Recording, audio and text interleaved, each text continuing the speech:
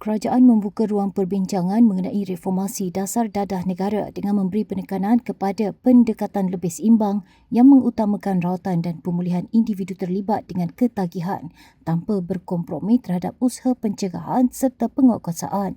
Timbalan Menteri di Jabatan Perdana Menteri Hal Ehwal Agama Marhamah Rosli berkata, pelancaran kertas kerja ke arah polisi dadah berteraskan rahmah dan maqasid syariah bukan bertujuan menghalalkan penggunaan dadah, sebaliknya menghimpunkan pandangan pelbagai pihak sebelum sebarang cadangan dasar dimuktamadkan. Pelancaran yang kita buat hari ini adalah membuka pintu agar lebih banyak perbincangan, agar lebih banyak buah fikir yang dibawa, agar masyarakat juga tidak menghukum.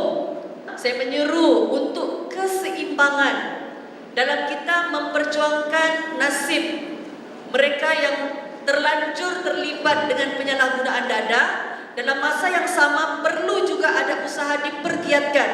Jangan kita lupakan untuk pencegahan. Sebab kalau kita tidak cater pencegahan, akhirnya kita akan terbeban di bahagian mengurus mereka yang sudah terlanjur ini. Dan kerjanya bukan mudah.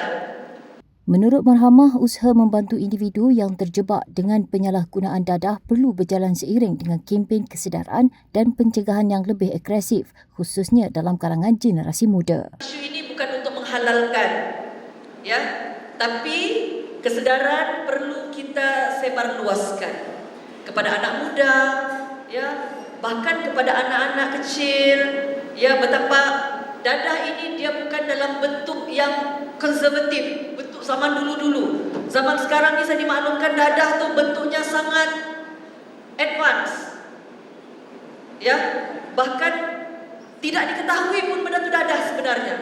So ini adalah satu perkara yang sangat bahaya. Pengedar dan sindiket yang merosakkan masyarakat memang kita perlu terus tangani secara tegas oleh pihak berkuasa. Namun kita perlu faham ada individu yang sedang bergelut struggle dalam kehidupan mereka yang mana mereka memerlukan sokongan daripada masyarakat.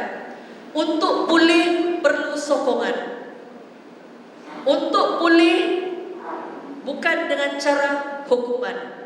Kalau selama ini masyarakat hanya diketengahkan tentang isu pencegahan, tapi kali ini usaha ini mengetengahkan isu bagaimana kita hendak menyantuni golongan-golongan yang betul-betul ingin kembali ke pangkal jalan, ingin berbakti, ingin memberi manfaat walaupun pernah diuji dengan ujian dadah ini. Beliau turut mengalu-alukan program berkenaan yang menghimpunkan agamawan, pakar kesihatan dan bekas pengguna dadah untuk berkongsi pandangan mengenai hala tuju reformasi dasar dadah negara. Sementara itu, Setiausaha Agung Malaysian Substance Abuse Council (MESAC) Raja Azizan Suhaimi menggesa pindaan terhadap 3 peruntukan dalam Akta Dadah Berbahaya 1952 yang menurutnya tidak lagi selari dengan cabaran semasa. Memang dah sampai masa akta tu, akta yang dah kuno. Akta Dadah Berbahaya ni tahun 1952. Saya yang dah tua ni pun belum lahir lagi. Jadi patutnya kena tengok. Jenis dadah yang diambil sekarang pun dah berbeza. Zaman dulu, mula opiat, candu, heroin, lepas tu ais. Bila heroin dia sepatutnya, lepas heroin, bila orang ambil ais dah tak boleh dah guna Akta 52 ni, kena pindah. Alhamdulillah, it's a very good sign. Maknanya saya sendiri pun rasa penat, lelah saya pun dah rasa kurang sikit. Pasal daripada apa yang dibentangkan tadi oleh Polis Diraja Malaysia, Jabatan Siasatan Jenayah Narkotik dan juga pada KKM, bahagian penyakit berjangkit, dia kata dia orang dah dapat persetujuan. Dan saya dengar ADK pun dah mula bekerjasama dengan polis untuk tengok kes-kes supaya tidak dimasukkan dalam penjara. Kecuali ada kes yang saya cakap tadi lah, pendatang asing yang buat jenayah apa semua. Jadi it's a very good sign lah. Pada masa sama, program berkenaan turut menghimpunkan lebih 200 bekas pengguna dadah dari seluruh negara melalui sesi motivasi, perkongsian pengalaman serta program rawatan dan pemulihan. Dia orang nak cari tempat di mana dia orang boleh dapat semangat untuk kekalkan kepulihan. Semangat nak kekal kepulihan. Kalau you datang pagi tadi kita buat recovery countdown, menangis dia orang. Seronok, dia orang seronok. Ada orang raikan dia orang semua. Itu yang kita nak. Sebenarnya bukan menghukum dia orang.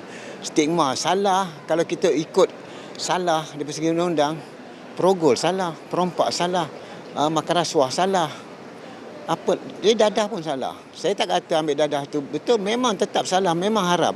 Tapi jangan hukum masuk penjara. Paling penting jangan hukum masuk penjara. Hukum dengan perintah pergi menjalani rawatan dan pemulihan, itu yang penting.